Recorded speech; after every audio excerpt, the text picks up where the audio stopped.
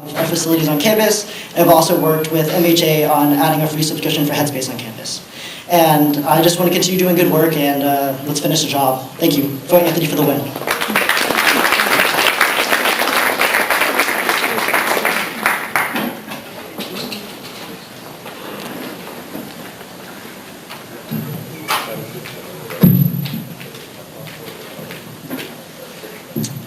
Hey everyone, I'm Leander DeCosta and I'm running for university-wide representative because we deserve a campus that truly supports us. As your current parliamentarian, I've seen the challenges we face and I'm ready to advocate for change that makes a real difference. I'm proud to have co-authored free printing legislation for all students that will save money on the little things. I'll fight for more affordable housing because finding a place to live should not be a struggle. I'll also work to improve UT's website, making it easier to find what we need. Safety is key, so I'll champion better street lighting, more accessible walkways, and an expanded UT shuttle route to get around campus more easily. I'll advocate for more affordable, diverse meal options and flexible meal plans to meet everyone's needs. Additionally, I'll work to make financial aid process clearer and more accessible for everyone who needs it. This isn't just my campaign, it's our campaign. You matter, your voice matters, and I'm running to make sure that you're heard. Remember, vote for Leander DeCosta for university-wide rep.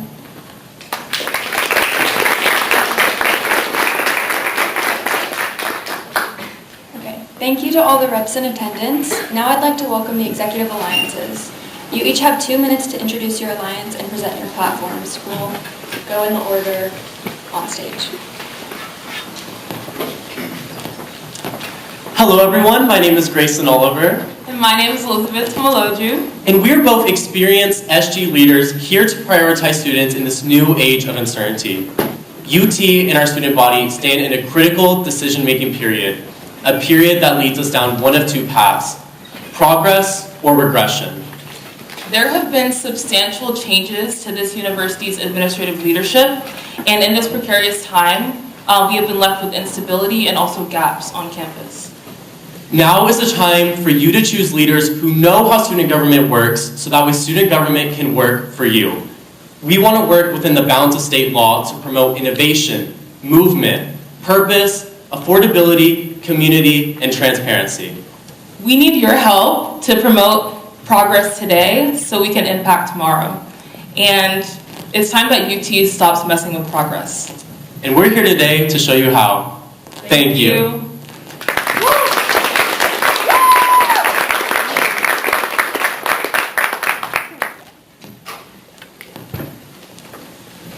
Hi, my name is J.D. Romero, and this is Aaron, and we're running for Vice President. I know that every single one.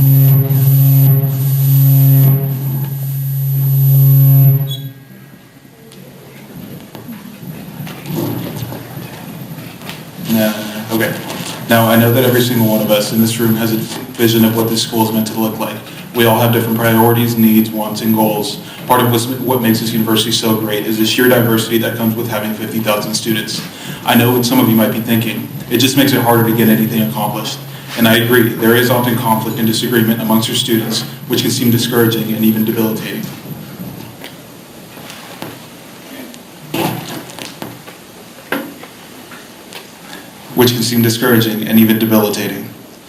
But if there's one thing I've learned in my very short time here on the 40 acres and on this planet, it's that there's much more in common with one another than we give each other credit for.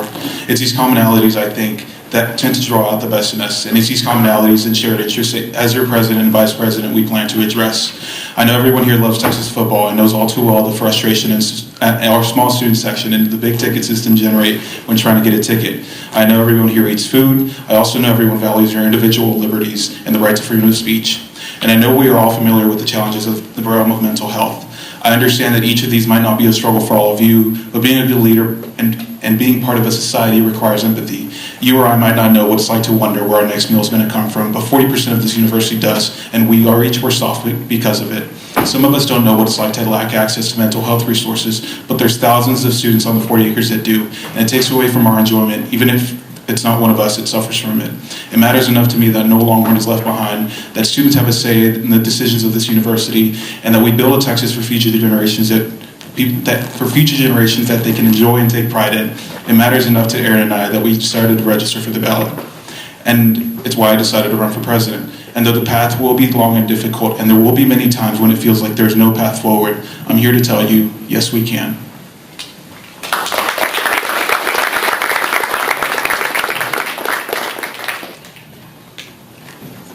Hi, I'm Jonathan Wilson. And I'm Morgan Hernandez. Throughout our time at UT, we have both worked tirelessly to improve our campus. It's not just the place we go to school, but it's the place we call our home. Something we always say is you like things because, but you love them despite. And we like this university for all of the ways it has positively impacted our lives. But we love this university despite the ways it has fallen short. This campaign is a thank you letter to this university and proof of our dedication to making critical investments that you all deserve. Our campaign is not made up of grand dreams or false promises. Our policy is intentional, it's realistic, and it can be enacted regardless of who sits as president next year in office. By focusing on accessibility, affordability, student services, expression and transparency, community and belonging, and collaboration and synergy, we can transform campus so that you can change the world. Our alliance is uniquely qualified to make our vision a reality within the scope of our term. We know firsthand what will and will not work with administration, and how student government can be improved to best serve you. And most importantly, we're prioritizing students, action, and community building so that our initiatives exist long after we're gone.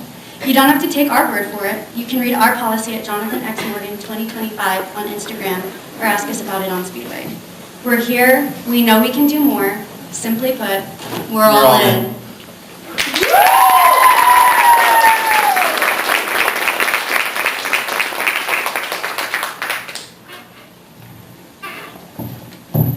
Hello, my name is Amy LaPuan. And I'm Chris Zapata. We want to start off by saying thank you to everyone for being here tonight. We are truly, truly honored to be sitting here as candidates for student body president and vice president. A little bit about Chris and I is that we're both first generation students.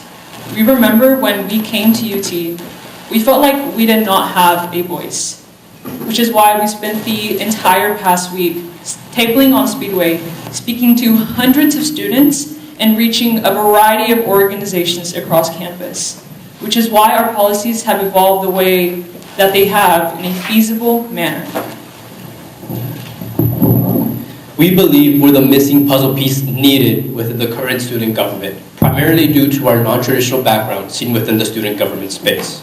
We have built our platform under this impression that we need to be inclusive of all voices, but especially non-represented voices seen with the current student government.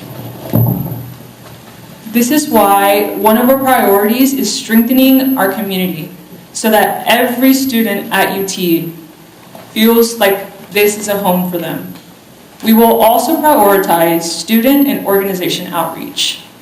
We will establish a clear line of communication between student government and executive officers from every organization so that every single student feels like their voice is heard and not left behind. Another pillar we're very passionate about is professional development. Through our initiative, we are certain that we'll be able to uplift the entire UT community as a whole, regardless of college, and make sure that every student has the tools required to thrive after graduation. With these initiatives in mind, we have been determined to make it your voice, our mission.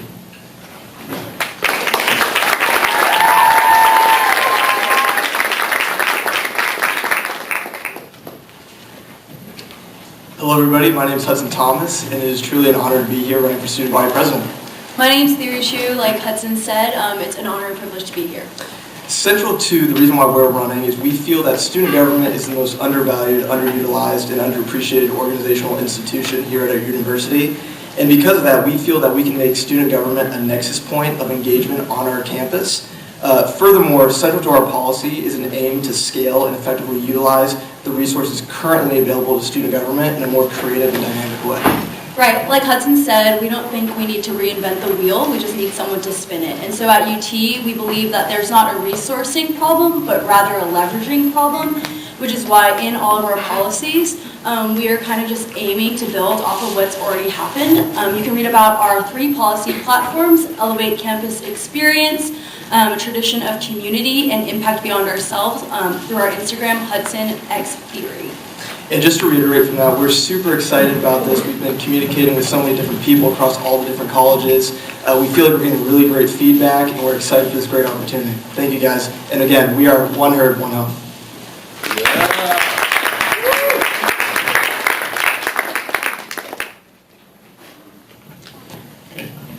Howdy. Man, it is great to be here. This is really exciting. So, my name is Emmy. I'm Ava. And before we get started, I just want to tell you all a little bit more about us and our attitude. I'm a geography major. I got my start here on campus at the Campus Environmental Center and the Environmental Justice Collective. I work for the Texas Department of Transportation Civil Rights Division, where I support the ADA and Title VI teams respectively. Last spring, following the protests on campus, I testified at the Texas Senate Subcommittee on Higher Education on my experiences reinforcing the call for free speech on campus. Last summer, and some of the fall too, I joined the local American Red Cross response team as a disaster responder to house fires. I'm a humanities major. I work for the Texas Civil Justice League, and I have years of experience in immigration advocacy and community organizing, both on and off campus, that concern both statewide and international civil rights. All that is to say, when we talk about putting ourselves on the line for you, we mean it because we've done it. It's the mud, ash, and time-worn lines on our boots that set us apart from the other candidates. We'll use the contacts and know-how we've gathered to tackle students' biggest concerns on campus. We're dedicated to protecting all students' rights, regardless of their identity or immigration status. From hands-on experience, we understand how challenging it can be to achieve sustainability goals or eradicate food insecurity. That's why we've set realistic expectations and intend to partner with the many great already existing networks, not only to improve the efficacy of current programs, but to set up future Longhorns to make the best decisions going forward. We understand this position is more than just legislation, it's representation. It's all we have to communicate our concerns to the Capitol, to the city, and the Board of Regents. This is our chance to put folks in that position who will advocate for you. So on March 3rd, we say, choose an advocate.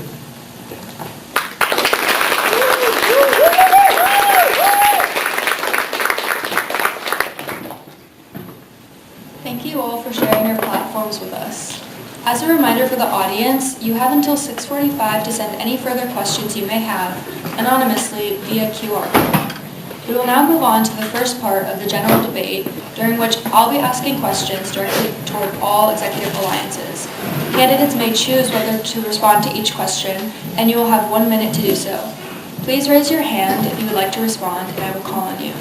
If another executive alliance is mentioned by name, they will have the opportunity to provide a 30-second rebuttal. Do you have any questions before we begin? No? Okay, great.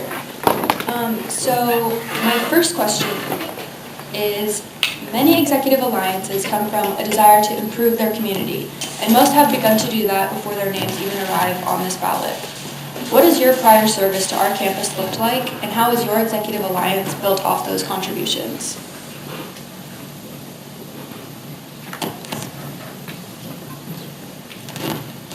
Hi guys. So building community at UT, I've had a vast range of experiences doing this. Coming in as a freshman, I started working as a Plan 2 admissions assistant, where I got to hear the incoming student perspective, and I also followed up with those students throughout their time here at UT. Additionally, I have joined orgs like Texas Consulting and Revive Texas Ministries, where I've worked with a diverse range of perspectives on various community building engagement. To follow up with that, I came to UT not knowing a single student, and in the course of 2.5 years, I've been blessed with many great opportunities. I was my fraternity's pledge class president of around 40 individual men. As well, I was the co-founder of a career-oriented fellowship called Medina Fellowship, which seeks to network juniors and seniors in college and law students with career professionals in the greater Austin area. And then finally, I came to UT Austin, as I mentioned. Thank you, guys.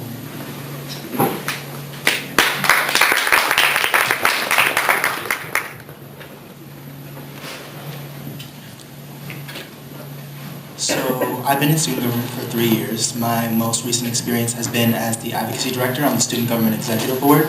Through this role, I have been able to help the current president and vice president write and enact their policies with input from the student body. And then my friend Morgan. I currently serve as the president of Texas Orange Jackets, and within my role, I get to work with higher administration within the university. So whether that be in the Dean of Students office or the office of the president, I've been able to act as a representative for my membership. And even larger than that, as the only women and non-binary host on campus, we hold the duty and the responsibility to act as representatives for those members of the student body. I also have served on the Philanthropy Committee of Texas Infants and Gender Inclusive Spirit Work on campus. And between Jonathan and I, we really feel that we are the most qualified and experienced candidates sitting on the stage running and asking for your vote today. Thank you.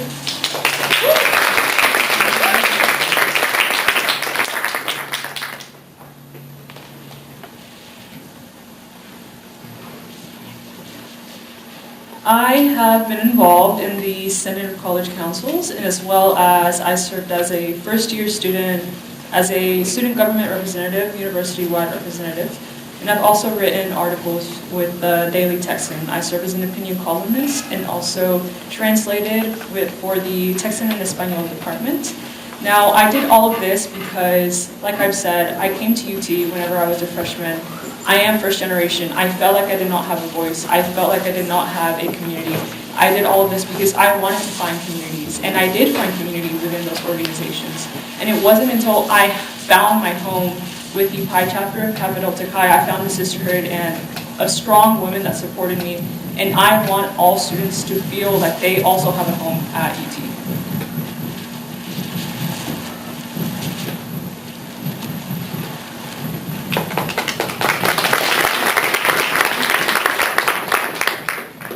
So coming to UT, I did not know anybody. I was alone, it was very scary, and I thankfully had a lot of great mentors that were able to show me how to navigate that. And my sophomore year, I served as a mentor for the Foundation Scholar Program, as well as a co-director for the Long-Term Legislative Aid Agency at UT and SG.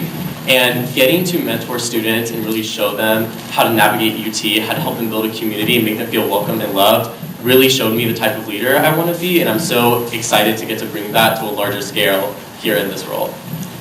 And I have served as a Texas tour guide, so I've been a student ambassador for the University of Texas for 2 years, and I've also served on student government for 2 years, and during this time I was advocating for students and also advocating for internal reform within student government. And then on the policy side of things, a lot of the things we'll talk about today are policy issues, including SB 17. And so as a freshman during the 88th Texas Legislature, I worked against SB 17. Thank you.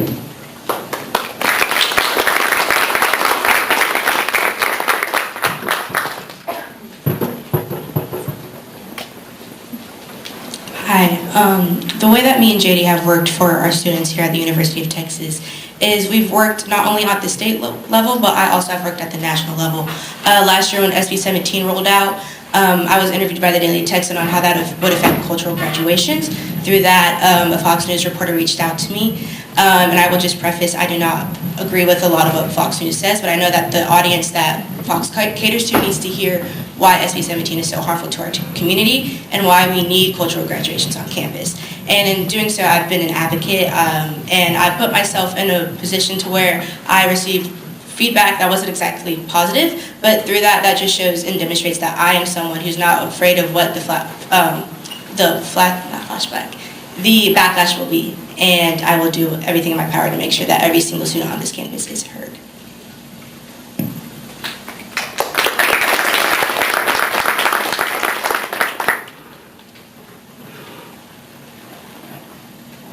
Okay, so in terms of how we've worked on campus in the past, like I kind of said, I got started at the Campus Environmental Center and the Environmental Justice Collective.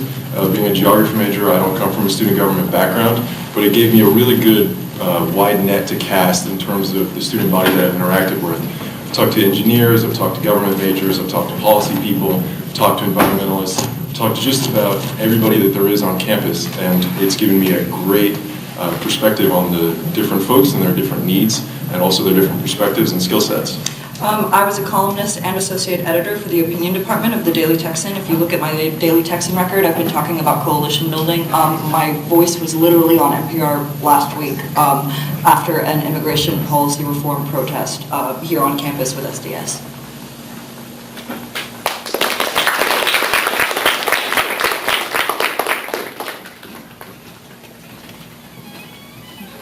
Okay, we're going to move on to my second question. One of the criticisms student government has faced in the past is a lack of transparency regarding the operations of the executive board. What level of transparency do you feel an executive alliance owes to the student body, and how will you strive to achieve that? We'll start with this alliance and then we'll move to you guys.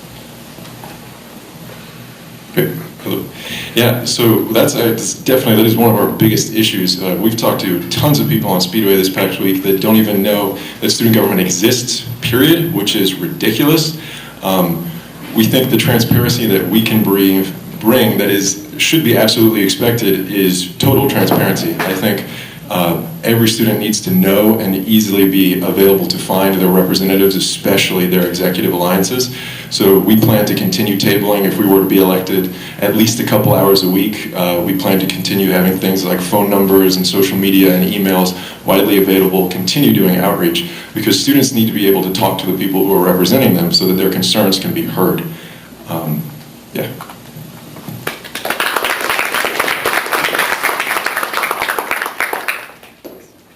Student government should work for its students.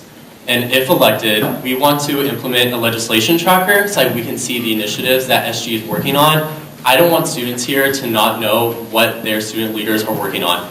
We are the voice of the student body, and that is a huge privilege, and it is one that we hope to implement to the fullest. Yeah, and we also want to make sure that we create space for students' voices to be heard when we do have an audience with administration. And so we're going to have spaces for students to speak up on issues they care about. And these are all from all different perspectives. We want students to be able to share their voice, not just to us, but also to administration, so we can get things done. Thank you.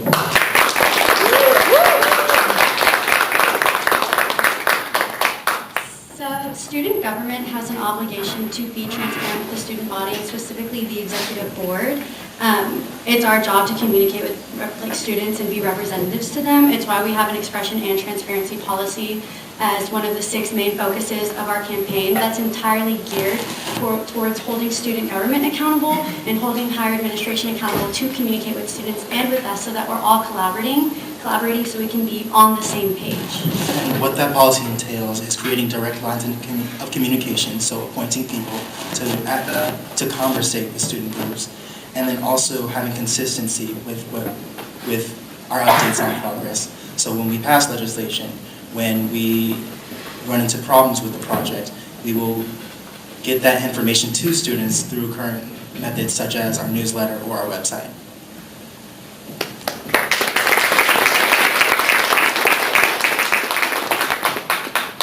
Transparency is a really big and important issue for student government, but I think a lot of what I think people will have an issue with student government when it comes to transparency is really a misunderstanding. We have trouble with communicating in effective ways because, I mean, as it is right now, you can go and look at every single initiative that student government is doing right now. There is like a legislation tracker, I guess you could say. Another thing we want to do is create stronger relationships with faculty and student organizations, maybe even go and visit their general meetings and visit students in class to inform them on the issues that are going on around campus and the work that we're doing, kind of like what Jonathan said, utilizing that student government newsletter and combining town halls with grocery distributions that the FSA does in order to attract more students and making it an essentialized location.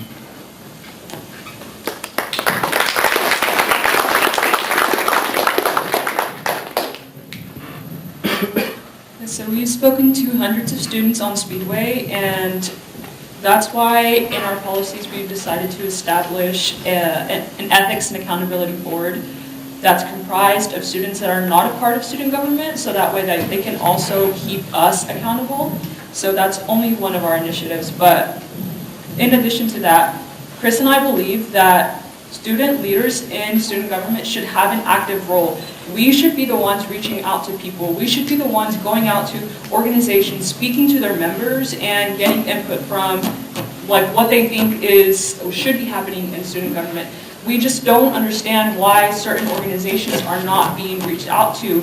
Why are we hearing from students that this is the first time a candidate has reached out to them to try and get input? That is not right. Every single student should be reached out to. Every single student should have a voice, and they should feel respected.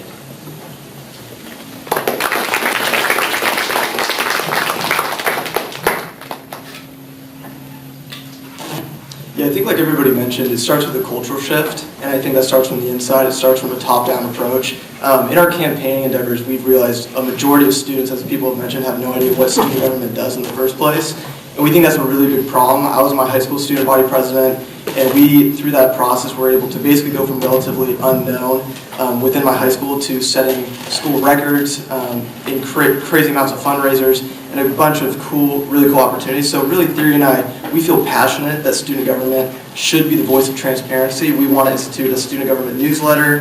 We want to have more transparency via emails, via a type of semesterly report, et cetera, and we're super excited about this. And yeah, just to jump off that, I think the problem is a little bit more holistic in terms of engaging the wider student body in student government. So to Hudson's point, building off of the newsletter that Grace and Elle established and ensuring that all communication is centralized so that people aren't just running around different places trying to find information.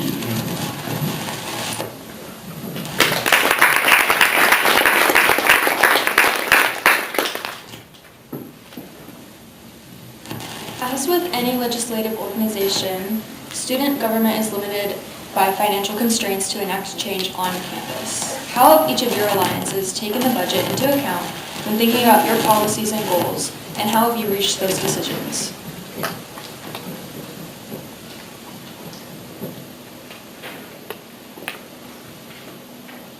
Okay, great. So looking at last year's financial budget, there's about $117K to play around with by student government. And it's obviously hard to increase that funding pool. There's about $25K that are distributed to student organizations. There's about 1,000 student organizations. And we always talk about giving money back to the students, and yet the student organizations are getting a very minuscule portion of that. We'd actually propose leveling off the agency budgets to about $1,000 per agency, keeping a large substantial portion for the disabilities and inclusion agency because they do need a substantial portion, but giving those back to student orgs because they are the coalitions that have already established change on campus. And if we can work in that decentralized model of actual tangible change, I think that's where the budget should be going.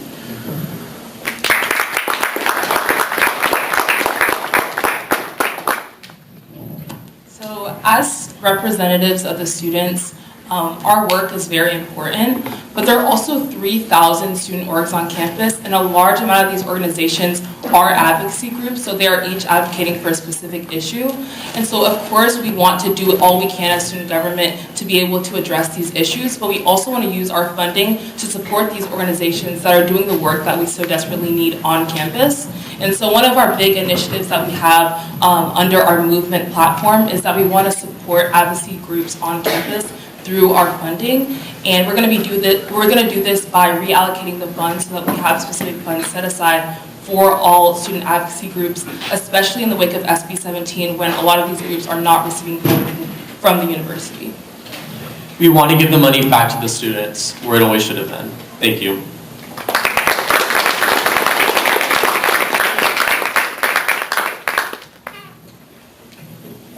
Well, when it comes to the budget, there's levels to it. For more expensive initiatives, we like to work with higher administration in student government, so having them help us implement projects, but also it's important to have plans and backup plans. So making sure that internally we're doing what we can to supplement issues while we're still working on bigger solutions. For example, in our affordability and student life policy, we talk about how we want to grant access to all students for certain free resources for all students for certain groups, such as specifically those in majors where they have to use a lot of art materials or architecture materials or things like Adobe. We want to do it campus-wide, but if not, then making sure we can give out scholarships and intermediate things like that. Our plan is to utilize student government agencies in order to support students, and that doesn't come from lessening the agency's budgets, but reallocating the money and giving them to the spaces that need them.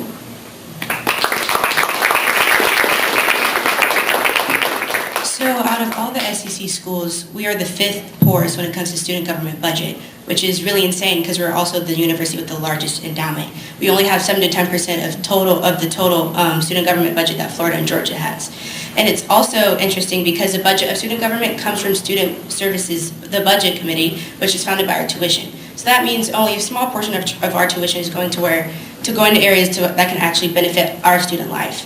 And one of the initiatives me and JD would like to take is we would like to offer many semester grant programs to our many campus organizations, including cultural and diversity organizations. This would offer micro-grants, semester-based funding cycling, and allow multiple groups to receive financial support for events, workshops, and in community engagement projects. Also, time.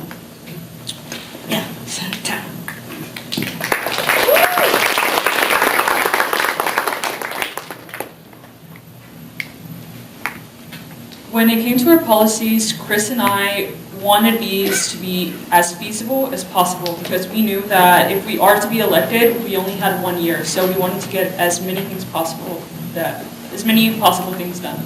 So we talked and we realized that there are a lot of things that we can come together and work with other organizations on campus. We realized that if we help other colleges, we're helping UT as a whole. So we want to collaborate with organizations to have like mini campus pop-ups for like students who need something to sustain them during classes but don't have the $15 to go out and buy a meal, or even the $5 to like get a snack from the vending machine. Not all students have that. So we want to be able to partner with nonprofits, to partner with student organizations, to partner with our Greek organizations who also have such a big impact when it comes to community service. We want to be able to work with other students, reach students who have never been reached before in order to make our policies possible.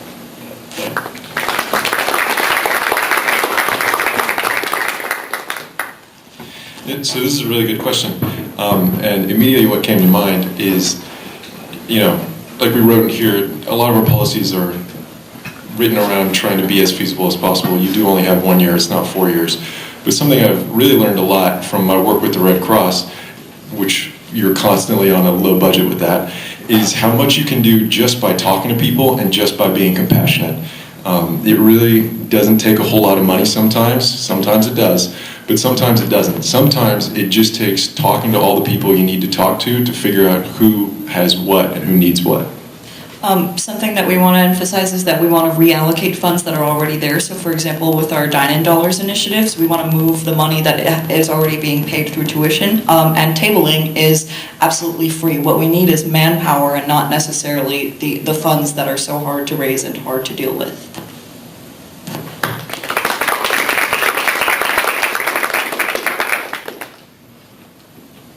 Okay, and you guys have actually already began touching on this. But my next question is, while high aspirations and campaigns are admirable, the reality of an alliance's term is that you're limited to what you can accomplish in a year. What is your realistic plan to achieve your goals in this time frame, and what would you prioritize? So kind of back to what we were saying earlier, the thing is, the point of something like student government should be to centralize student power, right? What we need to be doing is empowering coalition building as opposed to, making all of these promises about we're going to put this budget here, because honestly, the bureaucratic red tape is something that means that a lot of these promises, it's going to be really difficult to kind of follow through on. The point is creating a network of students so that students can be self-empowered. It's not necessarily the role of student government, it's how student government can sort of facilitate the roles of the students themselves.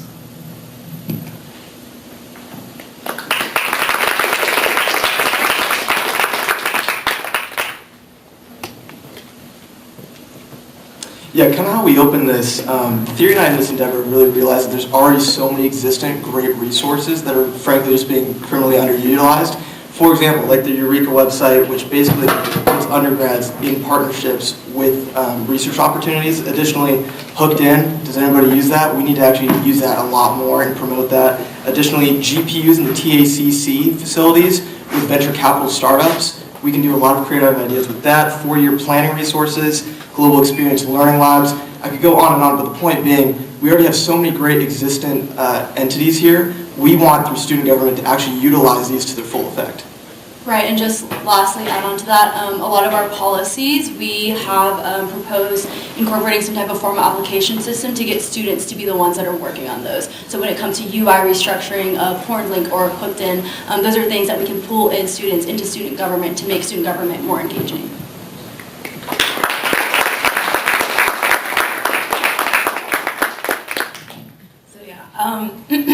Grayson and I, we have a lot of experience in student government, and so we are aware that student government scope of power is limited, but we also understand that we have power as a collective, as a student body, and so one of the main things we want to do is we want to create space, coalition building, and just really creating opportunities for students to have a platform. I think that's one of the biggest things in our position is creating a platform for students who are already working on these issues outside of student government to have a seat at the table, to share their opinion, share their ideas. And so that's one of the biggest things we want to do. And going back to our point in our movement platform, we want to be able to support students who are doing the work already through advocacy groups on campus.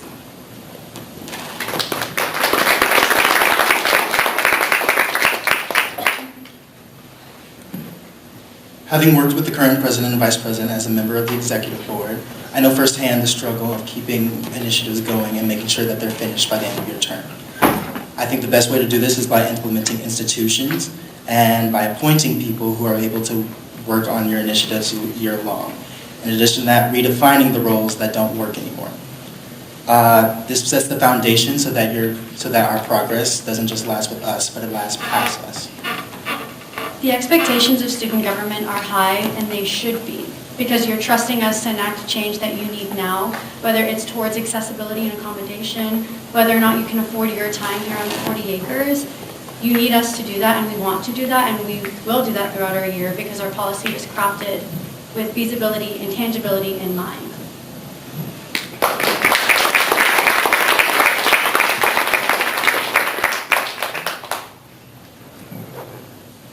From this past week, one of the most memorable conversations that I had was with a student who spoke with Chris and I and told us that he had had the hardest time getting in contact with people from student government.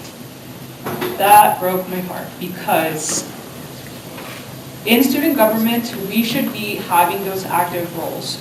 We should be the ones reaching students. This is not happening from what we're hearing from students. We need to go out and do the work. We realize that this is an effort. Chris and I are here because this is our mission. We realize that if we are to be elected, this is going to be our full-time job. So that's why we're prioritizing student and community outreach. We want to establish those clear lines of communication between us and executive officers from student organizations. One way this can come about is from having reoccurring meetings and having town halls more often.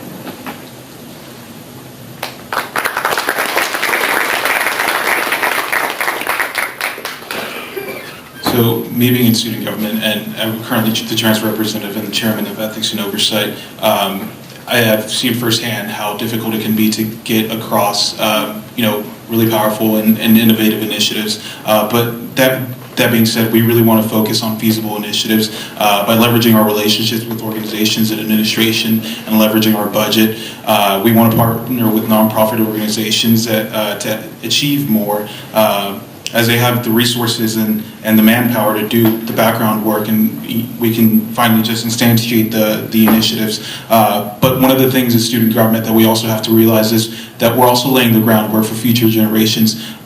If we didn't promise a lot of initiatives that we did in our campaigns, a lot of things wouldn't get done. One of the things that inspired me to pursue these great initiatives was Grace Snell's work in the mental health field. They were able to achieve mental health modules for the entire UT system. I think one of the things,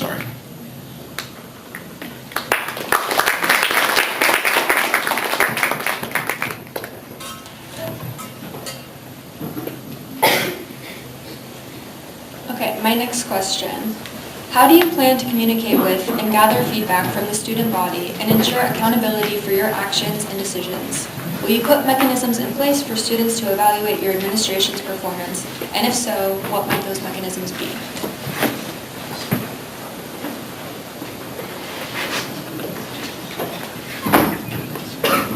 Like I've said, we've built this platform on the voices of students, and that's why one of our initiatives is to have an ethics and accountability board that's comprised of students that are not in student government specifically, so that they can also feel like they have that voice. And we want to be able to meet with executive officers from every student organization. That includes like UT Robotics, that includes students that are involved in athletics, that includes students that are involved in the arts, in sustainability, in fashion. That's everyone.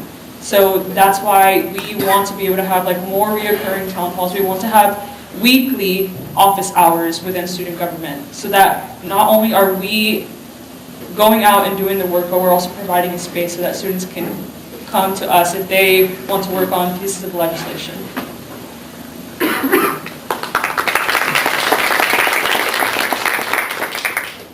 Okay, awesome.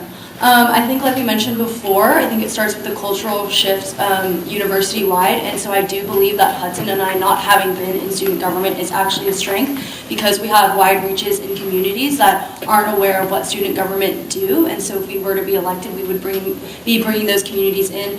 But in terms of tangibles, our policy has proposed student government financial transparency meetings with student orgs. I do believe the structure needs to be top down. There's only so much two people can do, but if you can communicate effectively with the student org leaders, those people can communicate with their members.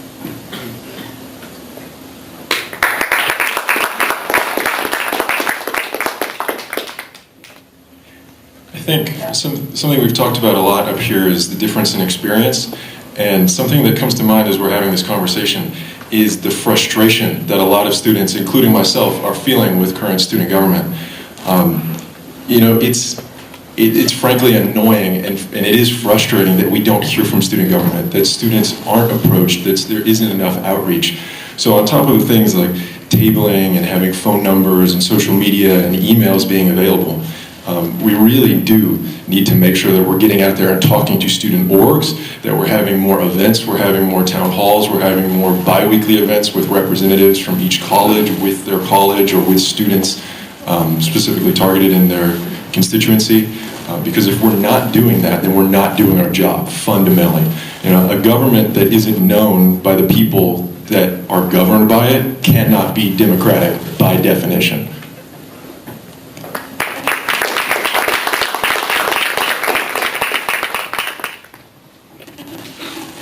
Student government does not have to exist, but since it does, we want to make it work for students.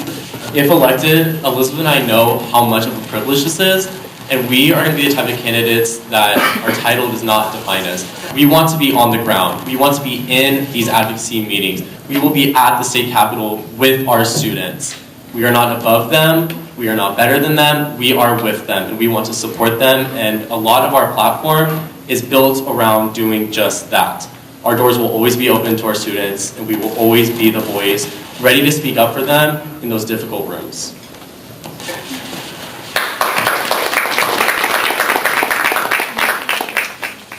There's been a lot of discussion about the need for a culture shift or internal reform within student government, and we're not sitting up here saying that that's wrong, because it is true. We do want to foster that communication and those direct lines of communications, and that starts with creating a culture where students feel like they can reach out to their college representatives and get a hold of the UI representatives. And we know that everyone's plates are full and they're busy, but working on creating institutions and direct lines of communications is just so important. It's why Jonathan has spent this past year kind of revitalizing town halls and making them so important. I had the privilege of going to one last week on food security, and it was phenomenal. But in addition to that, we just want to put people who are passionate and informed about the subject matters they care about in positions of power where they have direct audience with the university leadership. So utilizing our appointment system better, which is basically allows us to send students to councils and talk directly with people who can make immediate change. Yeah.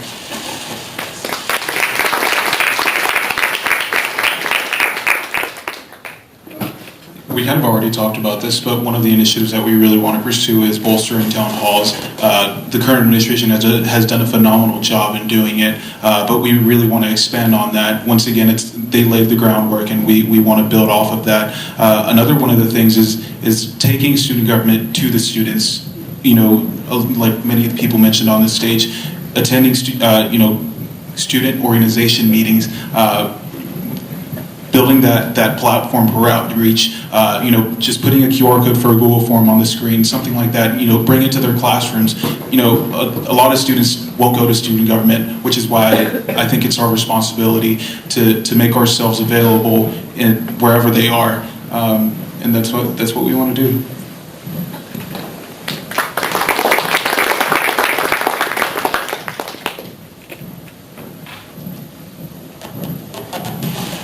Student government often cites service as a motivating factor for their campus involvement. There are many ways to enact change at a variety of levels in student government and other places on campus. Why is your executive alliance uniquely suited to serve in this office versus other offices and positions in student government?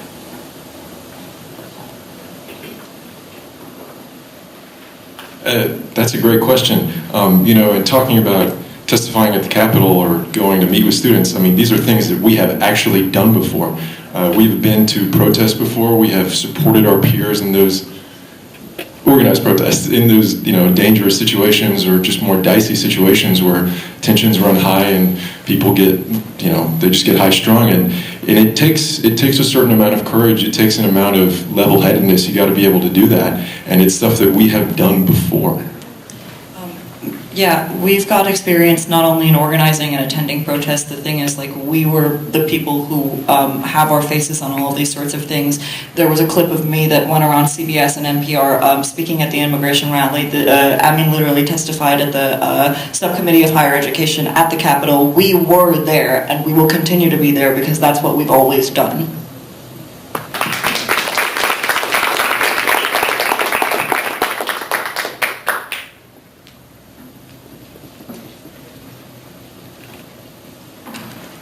Well, I'd say we're the most uniquely qualified because of my experience in student government. I've been in it for 3 years, first as an agency member or a new member, then as a member of the legislative branch as a representative, and now as a member of the executive board working with Grace and Elle to implement their policy this year.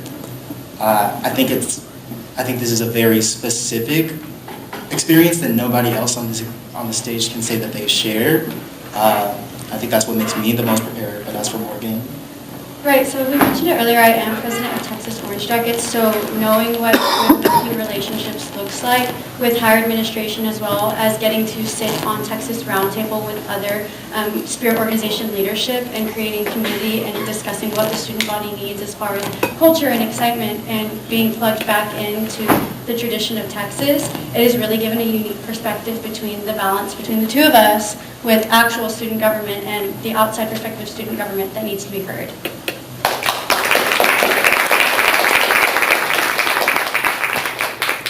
So Elizabeth and I had the unique perspective of seeing both sides of student government. We came in as freshmen. My sophomore year, I was an LLA co-director. Elizabeth's sophomore year, she was a policy director. But our junior year, we took a step back. We've seen both sides. SG can feel like a bubble. And outside that bubble, there's a lot of great work going on, a lot of great work that we have had the privilege to be a part of. And seeing both sides really does make us the best equipped to handle this position. There's a lot to navigate within this role. There's a lot that we can't do, unfortunately, and understanding that makes us best suited for this. Yeah, we hear your grievances. I know that there's this need for change, but as Grayson said, we've been on both sides, so we see that need for change, but we also see the need for experience to see how we can implement change. And that's where that experience comes into play, and so that's why we are uniquely situated to be your executive alliance.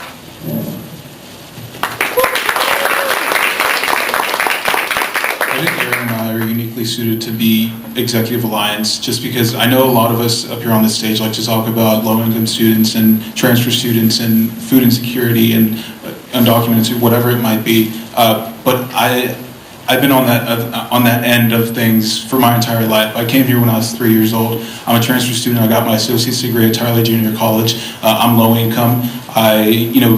Transfer students have one of the lowest graduation rates in the entire state of Texas.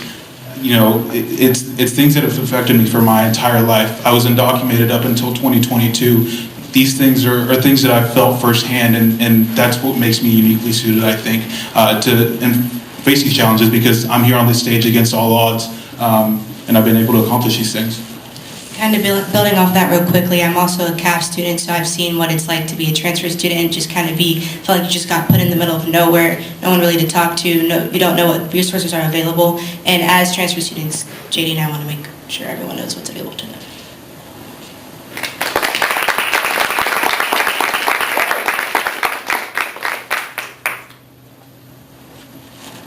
When I came to UT, like I said, I wanted to be involved because I really wanted to find that community, coming from a small rural town and being a first-generation student. It was hard to adjust, so I joined UT Senate, and then I joined the Daily Texan, and from the Daily Texan, I was able to write articles, and I found so much fulfillment from that because I spoke with students who had genuine struggles and felt like they did not have a voice, and I was able to write their voice. So their voices were my columns. They were my columns, and I was able to speak with students who felt like students with disabilities didn't have rights, which is why I wrote a poem about how UT should provide a career transit service. I was able to speak to first-generation students who felt like they couldn't find a community, so that's why I wrote about a column to provide first-generation students an optional separate orientation.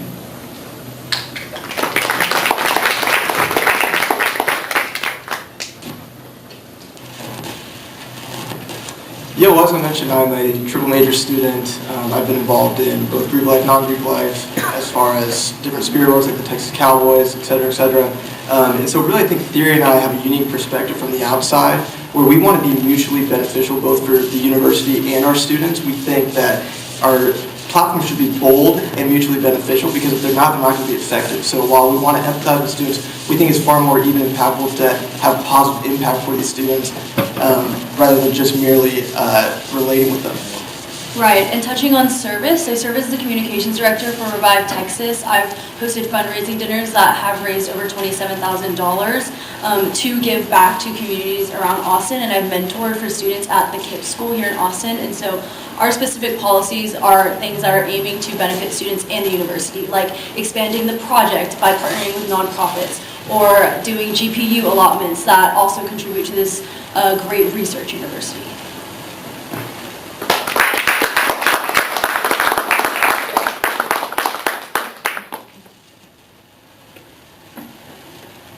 Food insecurity is a topic that has already come up several times during this section of the debate, and for good reason.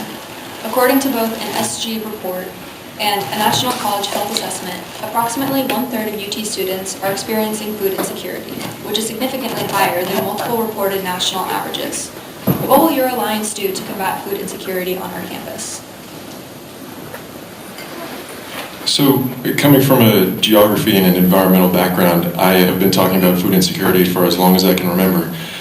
Something that I would really like to see done here at UT would be following the model of our great city of Austin, the Austin-Travis County Food Plan, which is a really groundbreaking report you guys should read if you have time, that details how the city and the county are going to move to create a community-wide effort to address food insecurity. They talk to people in the community, they talk to all these different organizations, looked at where the gaps are, and from there decide how to address it.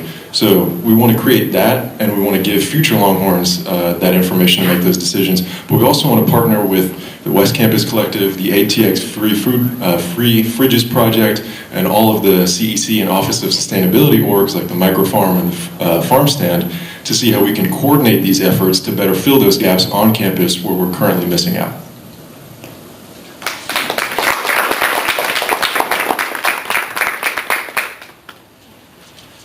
Okay, great. Like Hudson and I mentioned before, we really believe that organizations here at UT are already working on these issues, such as West Campus Collective, as previously mentioned. And so in line with our budget reallocation, we would want to give more money to those agencies and organizations. One of our proposed solutions is also allowing students to take home UT catering food. There would obviously be legal liability issues to work through with this, but I do know that there's a huge amount of food waste going down the drain with that. And the last thing I would say is our policies are dynamic, and so we've already received feedback from students about shifting some of our mental health policies towards establishing fresh food vending machines. Again, we believe in incorporating students into what we're working on, and so those policies are already things that are being changed dynamically now.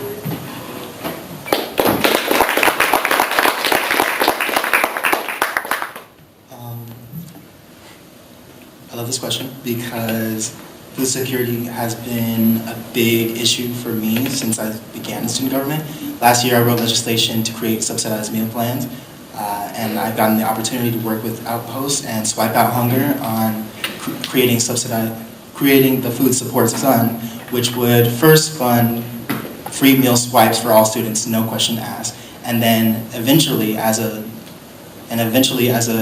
more extreme measure, provide free meal plans for students who show greater need.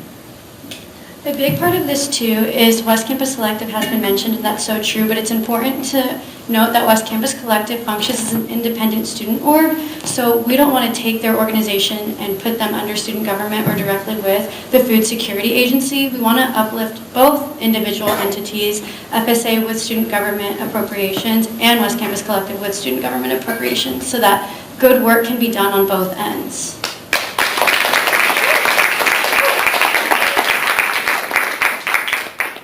So one of the things that me and JD want to do is increase the FSA budget by 30% within the first academic year. We do this via formal request presented to student government. Also, we want to secure formal memoranda of understanding with at least 3 local food banks or grocery stores, like Central Texas Food Bank.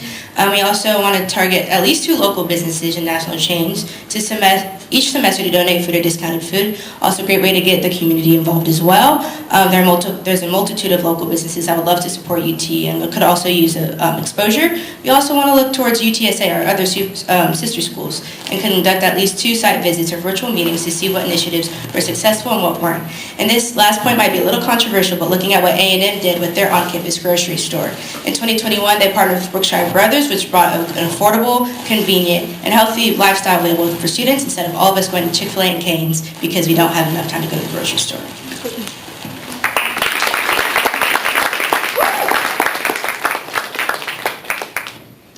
One of the things that really makes me so proud to be a student here is knowing that there are so many people outside of SG that are doing great work.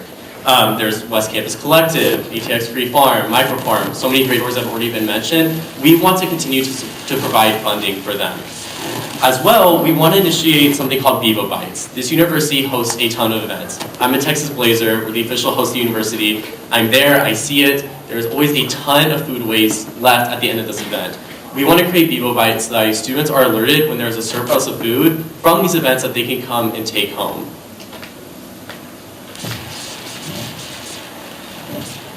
I approve that message.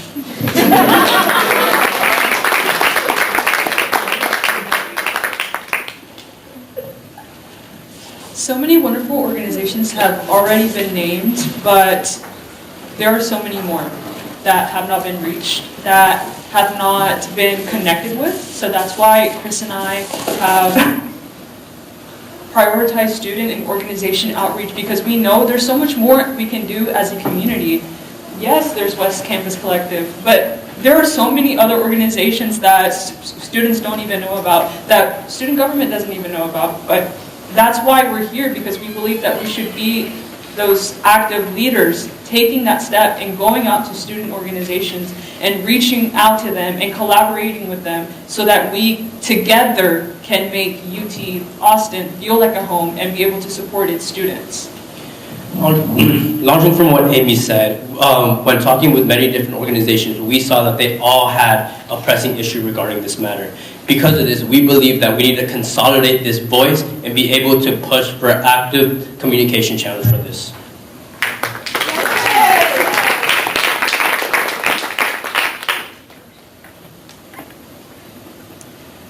According to the American College Health Association, nearly 75% of college students surveyed report moderate to serious psychological distress. With so much happening in our world and in our community, how will you work to improve mental health resources and better support students facing mental health struggles?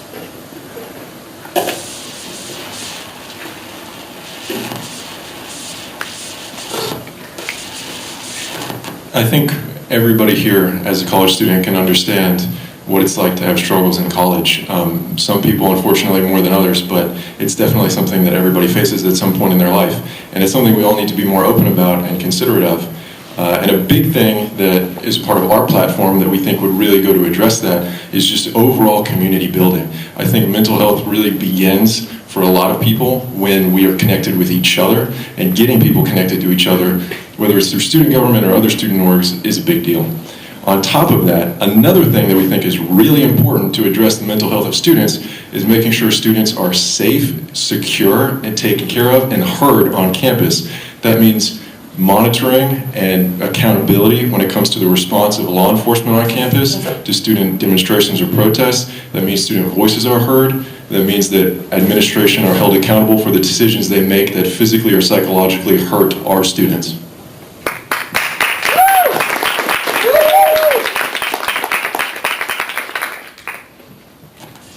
Before I start, I do want to give a small trigger warning. I remember in my freshman year, I survived a shooting down on 6th Street. It was horrifying, it was scary. I tried to go and get therapy from the CMHC and was not able to. It took weeks.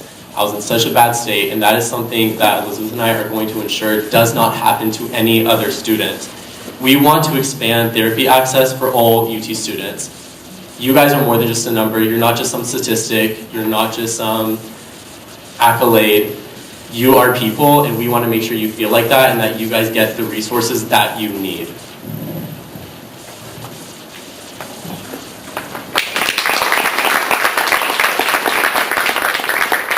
A big part of our campaign is support and services, so making sure that students have access to the things they need when they need it. So a big thing for us is addressing the quality of the crisis line that UT currently offers and making sure that there are enough volunteers who are staffing that line and making sure the volunteers are getting enough support for the work that they're doing, because that is a heavy topic and we put a lot of pressure on them to be advocates and be voices for those students to be heard. Another thing is creating quality long-term care with the CMHC. They're already doing great work, but ensuring that the counselors, psychiatrists, and therapists that students might need, students can get access to when they need it and aren't waiting forever to get an appointment. Lastly, as an employee at the McCombs Wellness Center, I know the importance of a specialized approach to working with students and encouraging and making sure that their care is tailored towards them. That's why we want to work with the Synod of College Councils to advocate for more college-specific wellness centers.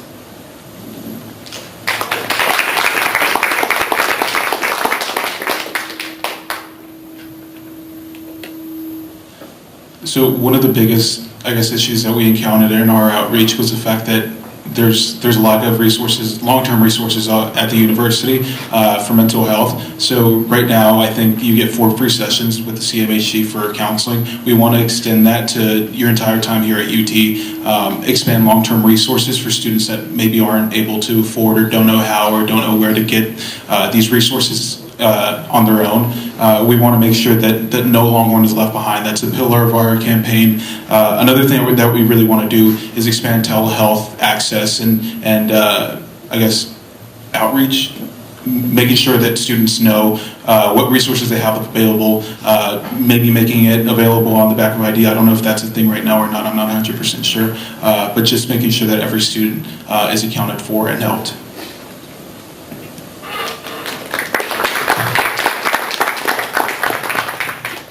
Yeah, well, I think, for one, we've been talking pretty negatively, I think, recently about student government. But one thing I do want to acknowledge is just Grace and Elle's profound impact in this space. I think Theory and I really want to build off of the amazing strides that they paved for us in this regard. I think we want to emphasize Mental Health Week.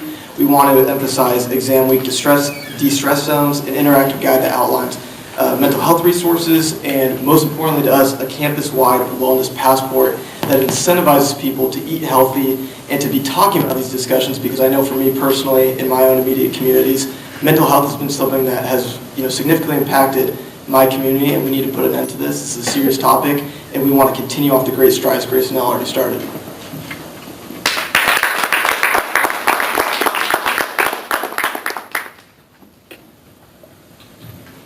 We've spoken to so many students, and they've mentioned the need to have a support system specifically for how to eat nutritious foods here at UT, because we've all been there. We know that it can be hard to make a good meal for us if we're studying for exams.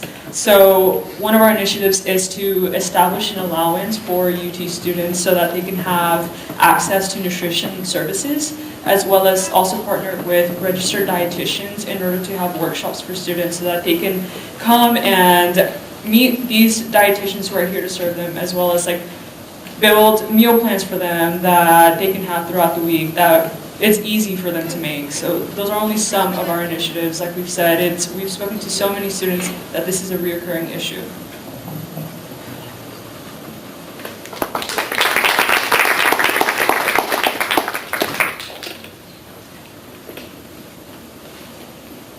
Student government has over a century of history on our campus, having taken part in many initiatives and advocacy campaigns, and sometimes ignoring others. What is the purpose and responsibility of the modern student government in shaping campus culture and advocating for student interests?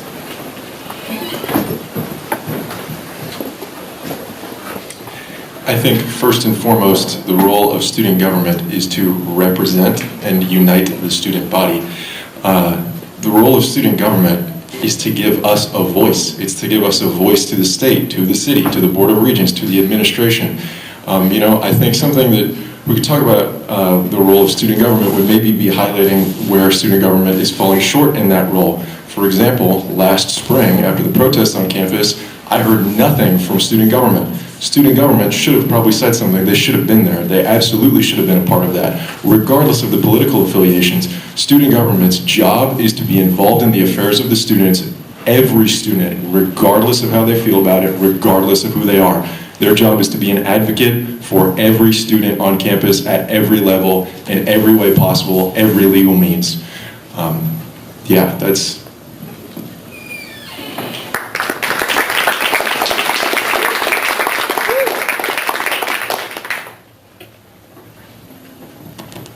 Yes, like other people have mentioned here on stage, there has already been so much progress within student government these past couple of years. We have seen these positions continue to be filled with more and more people who are actually passionate about being in these positions. I just know that there's so much more we can do, and that's why Chris and I are prioritizing our student outreach, because we want to reach those people who have never been reached before. We want to be physically present for whenever we speak to students. We want to get their input, and that's what Chris and I have spent this entire past week doing, is going and being there in person so that we can be there and actually physically listen to students, because we know that there are so many issues on campus, and their voices, students' voices, are not being heard.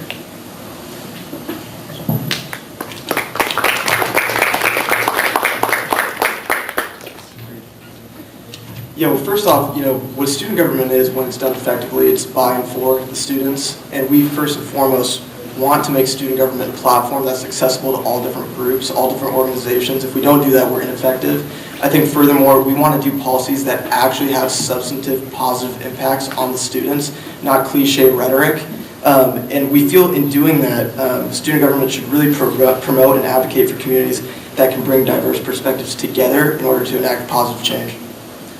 Yeah, I think the modern student government should be the nexus point for building community on a university-wide level. I think lots of different communities are already doing it, but they're very decentralized. Kind of like I mentioned before, the wheel's already there. If you think about all the orgs are on this wheel, someone just needs to spin it. And so I think that's what student government serves to do.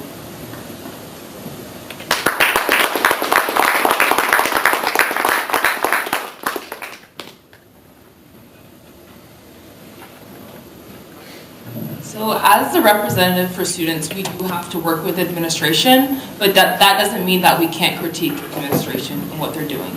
Administration is supposed to protect students, make them feel safe and seen. And so if they're not doing that, that is our job to create those dialogues and create space for us to advocate for students. And also part of that, you're going to hear us say this a lot, but we want students' voices to be heard by working with groups that are already doing the work. And part of this is bringing them into these spaces. And so we're going to be bringing diverse perspective, diverse voices into spaces where they have an audience with administration so that we can get things done.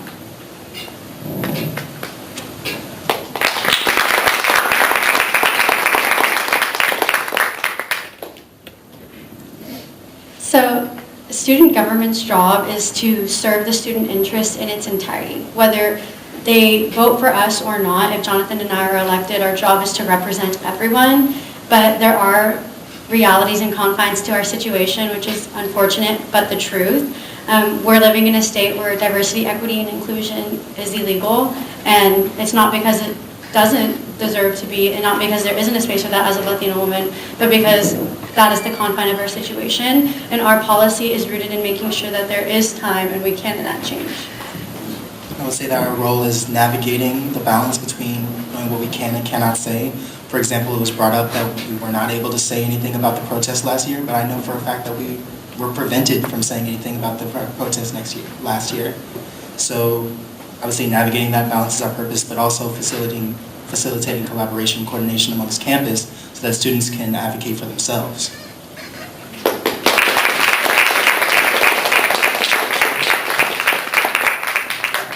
So one of the things that I want to mention, like everyone else on the stage, is student government is meant to serve the people of the university. Going back to the event of the protest last year, I was in the room and I was actually one of the co-authors on the statement that student government was supposed to put out, but we were prevented. So one of the things that we really, really want to emphasize is that if you elect us, one of the things that we want to prioritize is reconsidering and restructuring our relationship with the university, the dean of students, because obviously they're there to enable us and make us a better organization. They're not there to withhold us from making a difference for our students. Also, another thing is we're here to make it y'all's Texas. We see those posters all over campus, but as of late, a lot of students feel like that doesn't mean anything. Those are just empty words. And a part of student government's job is to help students make it their experience, their own unique story that they can tell their kids years down the line. We want to make this campus safe. We want to make it accessible. We want to make this campus, once again, y'all's Texas.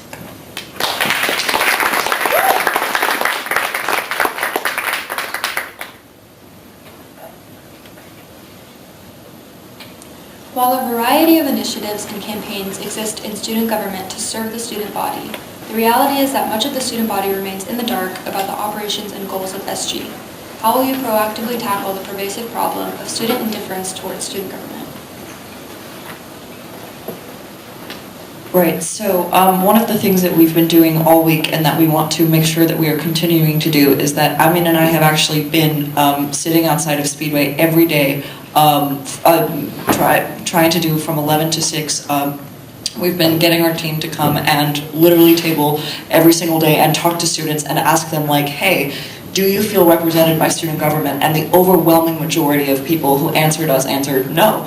And in fact, quite a few of them said like, yeah, we didn't even really know that student government was a thing that we could be involved in. And you know what? We didn't either. We don't have any experience in student government, and it's precisely because of that. The thing is, we think that the way to deal with this stuff is to bring student government to the people. What we need to do is we need to be tabling outside of Speedway every single week and actually having people, making it as convenient as possible for somebody to come up and be like, hey, this is something that we want to fix. And even if we can't do it, we can sit and listen.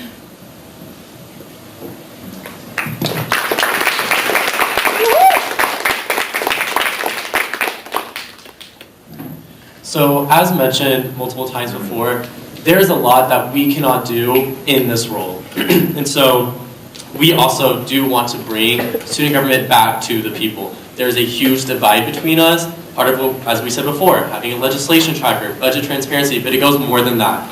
Not only do we want to continue to fund and empower these students, but we also want to show up and help them with their policy change, help them go down to the Capitol. I think that student government can be such a good role model for students. It can really help promote these voices, and that's something that Elizabeth and I really hope to do. Yeah, and one of our biggest things is transparency. That is one of our policy platforms. And as people who've been on both sides of it, when we weren't in student government, we didn't know what was going on. And so we understand your perspective, and we see that we do need increased transparency. We need to use our social media channels. We need to use email, if people use email. We need to use any form of media, anything that we have that we can communicate to students with, then that's what we're going to use.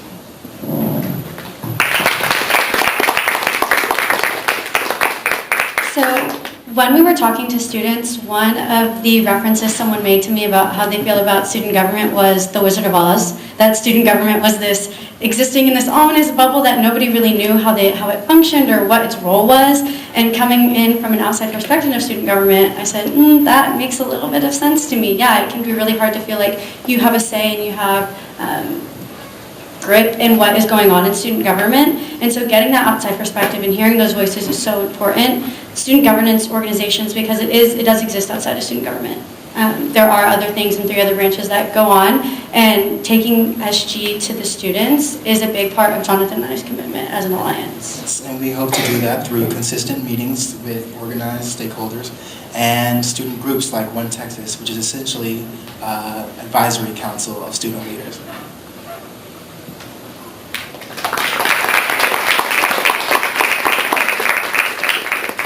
Once again, just to echo what literally everyone else has already said, we want to take the fight to the students. We want to show up to classrooms, organization meetings, every platform possible to reach the largest amount of students. There's a lot of students that don't know the impact that we have. I was going through the daily Texan archives trying to prepare for this election. A lot of students don't know that the WCP was created by a student government initiative. The campus free speech zones were created by a student government initiative. There's so many things that we do for the students that people don't know that happen. And it's one thing that we want to change.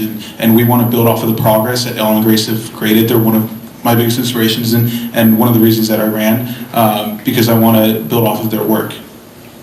Also, communication is key, and also building relationships is key. That's what government is all about. That's what college is all about. And communication and relationship building would not only come with the students, but also, like JD said, the dean of students, the sitting president of the University of Texas, yes.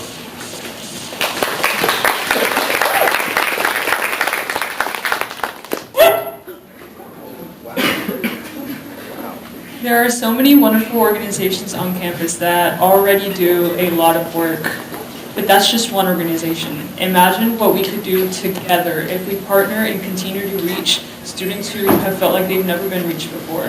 So that's why Chris and I are prioritizing community outreach. We want to take that active role. We want to go out to students. We want to get their input and feel what they're thinking, what they want to get done, and then we're going to go to administration and push to get them to hear our students' voices, because Chris and I are prepared to have those hard conversations for our students.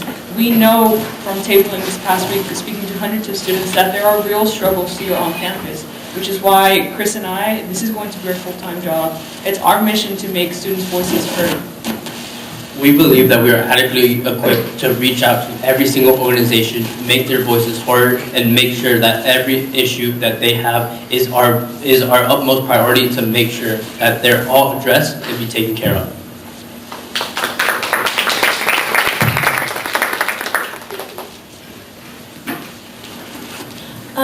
I actually think that Hudson and I's lack of involvement in student government is going to be a huge advantage on this front, just because we have such a wide reach on communities that are outside of student government that would be invested in what we're doing. But to really tangibly answer the question, we would definitely want to emphasize the transition process between Grace and Elle to us if possible, just so that we're not wasting time on that front, and then we can really focus on those engagement opportunities. Through our campaign, we've seen how a robust social media campaign really does work and it really does reach students. And if anybody knows Hudson and I, we really emphasize personal relationships with people and students. Yeah, I think just to reiterate on that, we want to make it big, we want to make it fun and exciting and engaging for students, because if students don't know what's going on, they don't really care what impact you get, what we make. So we want to make it really big, really known, and really exciting, really engaging. For reference, Theory and I met with Katie McGee, the Dean of Students, and we talked about really big concert ideas, for example, really big collaborations with students on campus, with athletics, et cetera, et cetera. And that's kind of our goal and intent with this, is we need to make it really big, really popular, and really fun.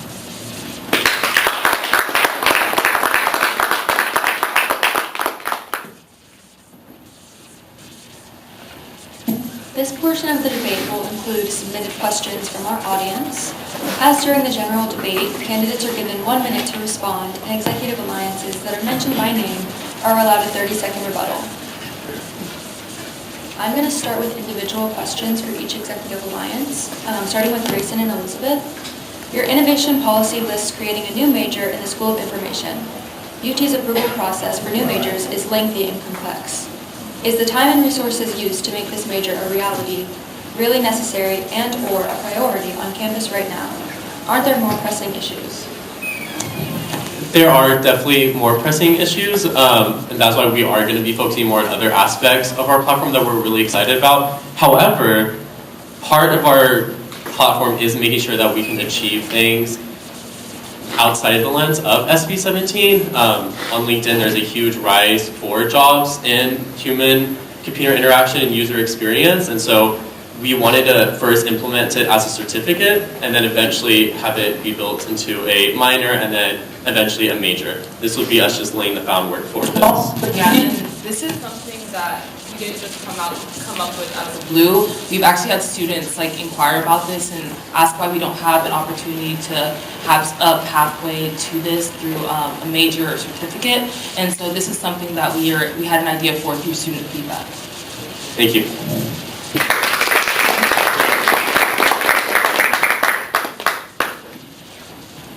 For Aaron and JD, how do you plan to get rid of the Scientology building and put a grocery store there?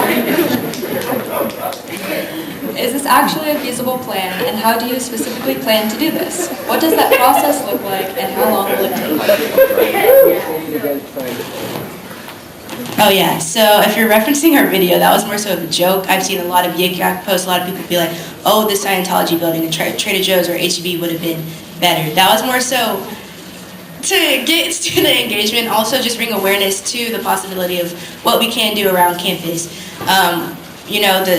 We're building a new football facility right up the street. That could have also been HEB or Trader Joe's, something accessible. But yeah, that was mainly a joke. Obviously, we don't have city ordinance power to get rid of the Church of Scientology, but yeah.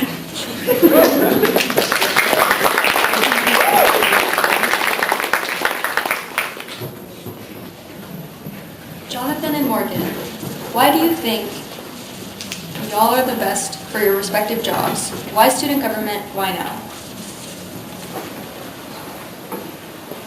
I really appreciate this question because as someone who's coming in with 0 student government experience, I totally get that, and that is a completely valid question. I care so deeply, and that's not to say that other students on this stage and other people who are running to be a part of an alliance don't care. It's a different kind of care that I have felt coming here and going to Ghana, Texas, and sitting there and seeing the tower light up with 26 on it was such a special experience, and wanting to make sure that every student feels heard is really, really important to the both of us. As for me, I'm running because I've been in SG for 3 years, and now that I'm at the end of my term as an exec, I just know that my work's not done. I think I can offer more to the students, and I think Morgan can offer more to the students. So when I met her, and she said she was in, I was like, how can we not do this? So that's why we're running.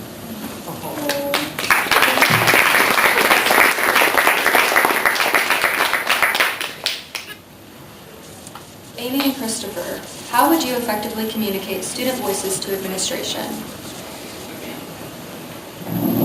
One of the biggest things that me and Amy have seen whenever looking at new legislation being passed is that administration really enjoys data and numbers.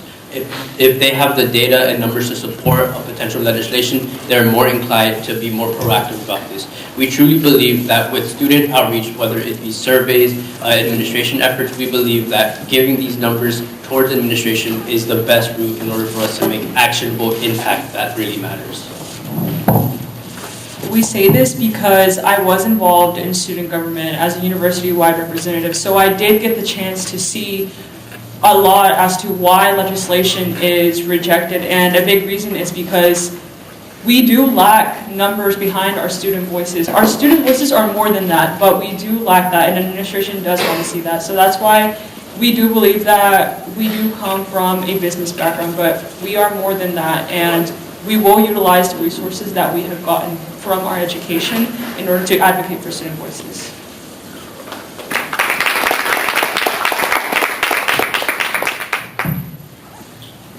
Hudson in theory, your policy suggests having a week in the school year dedicated to mental health to address what you refer to as an epidemic of loneliness. Mental health needs long-term support, not just a dedicated week. How will this initiative result in systemic change beyond short-term events? Absolutely, I love that question.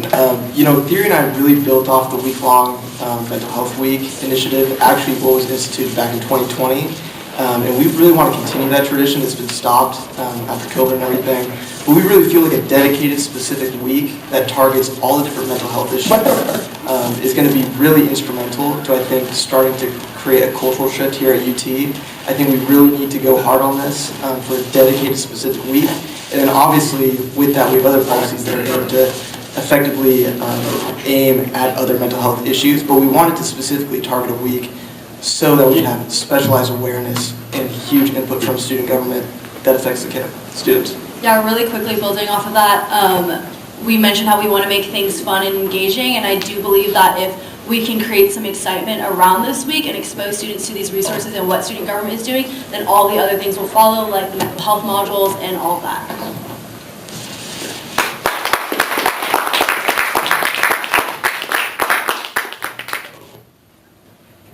Okay. For Amin and Ava, you guys state that you want to expand UT Outpost programs to campus, specifically the UT Tower. Isn't the UT Outpost already on campus? Furthermore, how will you secure the space for this as the tower serves as more of an administrative building? Thank you. That's a really good question. UT Outpost is on campus, obviously, and they have a few satellite locations, but frankly, as we've discussed with food insecurity, I just think it's not enough. With my background in the Environmental Center, I've been around and talked to a lot of the people that work with these programs or involved in these programs at various levels. And we think that symbolically as well as practically finding a way to dedicate even a small room to that would be a really big deal for students on campus. And also regarding space, I don't know if you guys have been in the Outpost satellite that is in the RLP, but it is literally a closet. It is the size of a closet, and putting Outpost in the tower would be something that is like as much as a shelf. It doesn't have to be a whole room.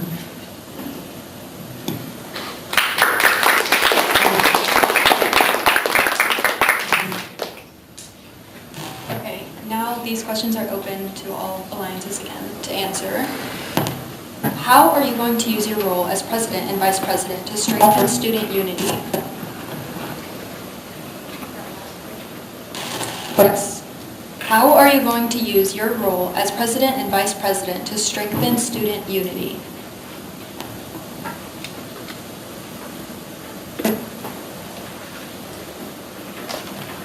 Okay. Yeah, really central to Hudson and I's campaign is just using student government as a nexus point for community. I think we talk a lot about different changes that student government can make, which are all valid and part of our policies, but I think we really have to focus on that community aspect, engaging the wider student body with student government so that anything that student government proposes is something that interests the student body and will carry on past the 1 year that we serve. And I think to build off with that, a student body that comprises more than 54,000 students for undergrads and graduates is a large institution. So many people are separated by various vocational interests and fields, and we want to try to coalesce all those together, like you said, through the avenue of student government, and we feel this is literally the most significant institution that we can do to bring about centralization and community dynamics.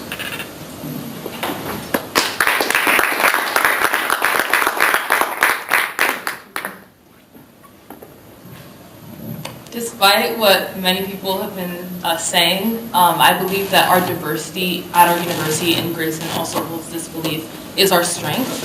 And so this is something that we want to uplift through our platforms. We see the unique individuality of every single student. Yes, there are 54,000 of us, but we each have our own unique attributes that makes us special. And so we want to uplift this. And we are unique in our diversity, but we need that diversity to come together. And we also need to create spaces for students who have different backgrounds, have different interests, have different majors. And so a big part of SB 17, I know we've been talking about it a lot, But SB 17 created safe spaces for diverse groups of students. And so we really want to protect these safe spaces because that allows us to be unified when we create spaces for students that have different identities, different beliefs, and then we're able to come together despite that. We are nothing without diversity. Thank you.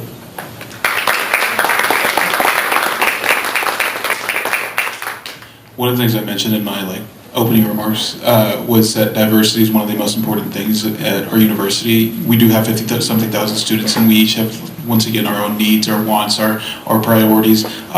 But there's a lot more that we have in common than what differentiates us, and that's something that we want to emphasize and work from.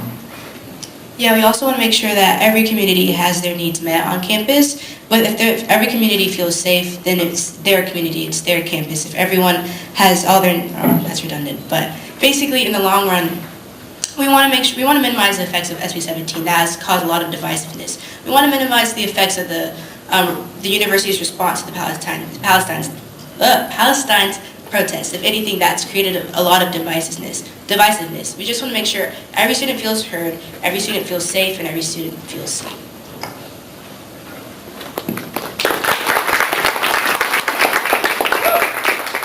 I mentioned earlier, but our biggest way that we want to encourage unity is through One Texas. In the student government governing documents, One Texas' official purpose is to select the student regent.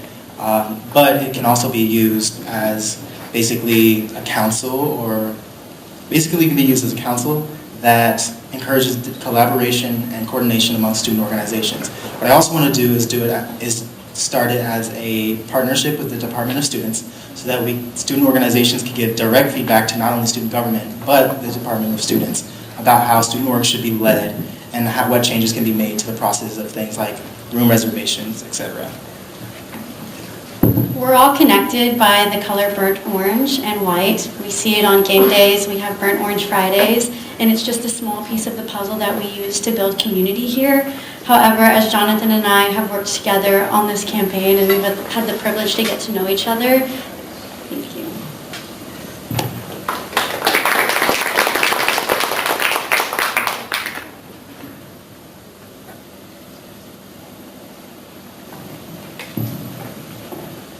It's very important for students to find a community as soon as they come to UT.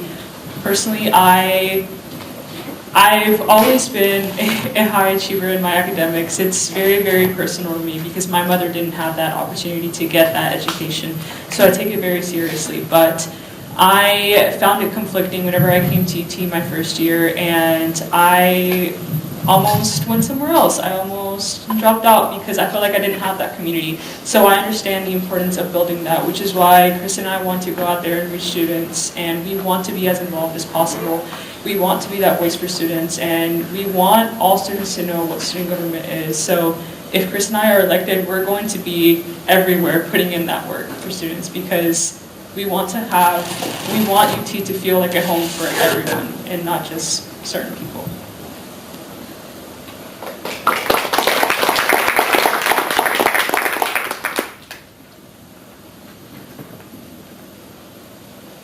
This will be, yes, go ahead. I think this is a great question because this is exactly what student government is about. We talk a lot about budgets and we talk about student orgs, and all those things are extremely important, but something I've learned from my work in Civil Rights Division or all these different organizations is you can really just do a lot by talking to people.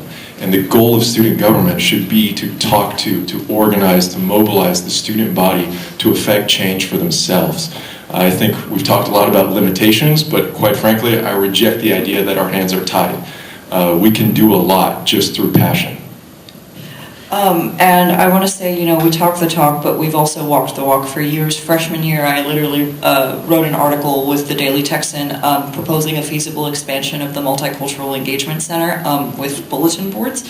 And the bottom line is that this university is a mosaic of backgrounds, and the thing that we need to be doing is connecting the dots that are already there.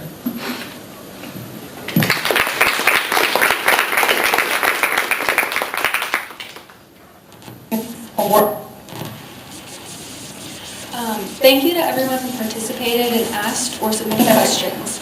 Now, each executive alliance will have 1 minute to provide a closing statement.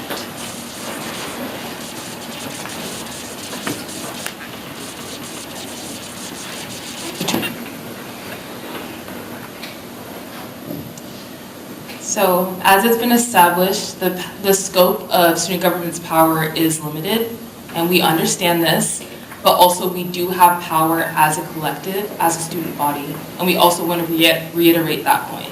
And so a lot of us have been talking about how we want to work together with students, and that is our priority as an executive alliance. We want to work with students, work with advocacy groups, use all the resources we have in our platform to be able to uplift the voices of students. When Elizabeth and I came to UT as freshmen, we found great role models within this space, and I think we can continue to do that. We are living in very scary times. Diversity, equity, inclusion is illegal. People are being attacked for what makes them so uniquely beautiful. And Elizabeth and I want to show them that they can take up these spaces, that they can live authentically, and that they can choose progress. So to the audience, I ask you, don't mess with progress, vote for it. Thank you.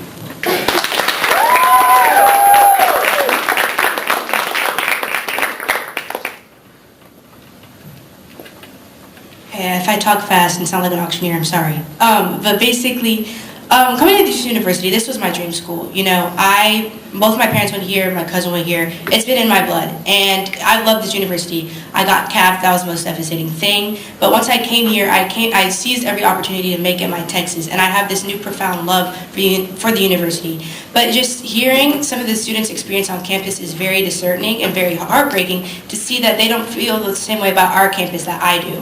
And one of the things that me and JD want to do with our 3 pillars of your campus, your say, no longer left behind, and building UT for the future, is to make sure that we are providing an opportunity for the students to have the same love that I do. Me and JD, I'm a government major, Black Studies minor, business Spanish certificate. He's an English and philosophy major, PPE, not econ, not English, sorry. But our calling is to help people. And through this position, we're going to be able to do what our life calling is to do. And we made it our Texas. We ask you that you let us help you make it yours. And yes, we can.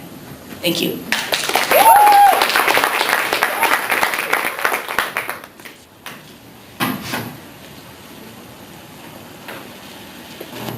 First, we'd like to thank the other alliances for their passion and their dedication to improving our campus.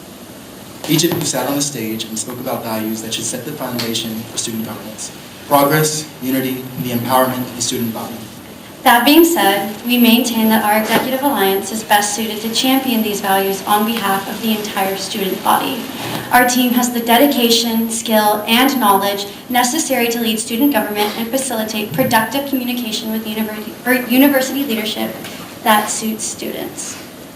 Most importantly, our plan for the future of the university has the perfect balance of ambition and thoughtfulness. It will no doubt result in the most meaningful change by the end of our term. Morgan and I are tired of the false promises and tired of settling for mediocrity, which is why we implore you to all vote for the alliance that has commitment and experience it takes to fight for you. We're all in. Now the question is, are you?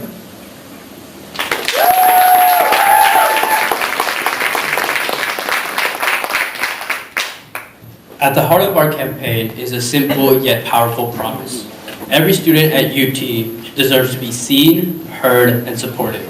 Throughout this debate, we've shared countless times of how we are committed to bringing the disconnect between student body and student government, ensuring food accessibility and making sure that every Longhorn here at UT has a place to call home. This election is about more than just leadership. It's about building a UT where every student, no matter their background, can thrive. We believe in a student government that listens, that acts, and that fights for every Longhorn. Then we ask for your support. Our platform is committed to making a real change. Your voice is our mission.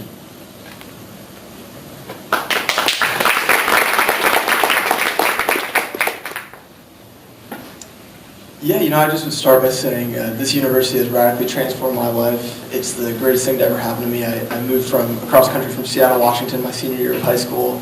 Ended up attending a pretty low-income high school out in rural Texas. Nobody from my high school had gone to UT. I'm the first one in my grade to go here.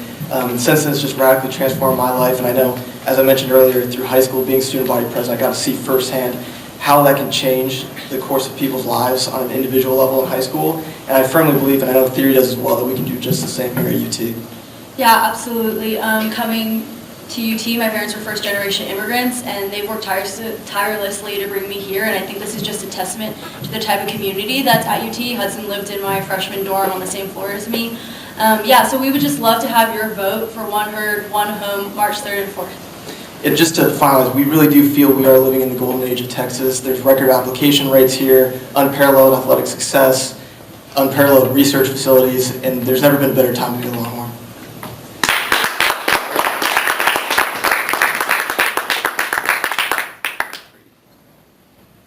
We firstly want to start off by saying thank you to any student who's concerned enough with our university to tune into conversations like these. Here's the bottom line. The student body has made it clear that we are not satisfied with our leadership. We feel that the university has not adequately addressed the most important issues immediately facing students on campus over the last few years.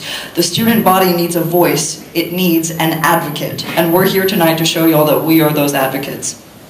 Amin and I have years of experience in civil rights activism, and we know what it takes to make real change happen. Protecting freedom of speech, finally following through on sustainability promises. These are the things we've spent our time outside of student government doing. We know that in order for real change to happen, we need to concentrate our efforts in seeking out and connecting students with one another. You know, we've talked a lot about community up here, and here's how I see it. We are the hippies and we are the cowboys. We're innovators and we're adventurers. We are the University of Texas. Your concerns are more important to us than our comfort.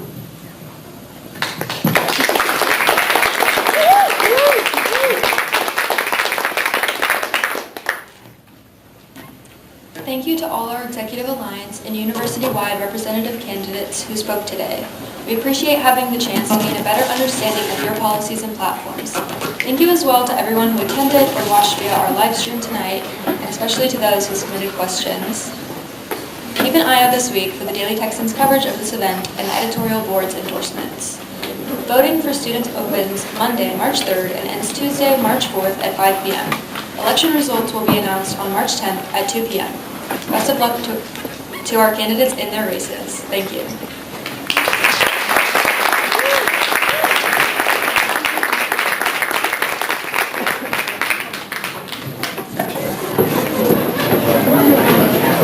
Thank you.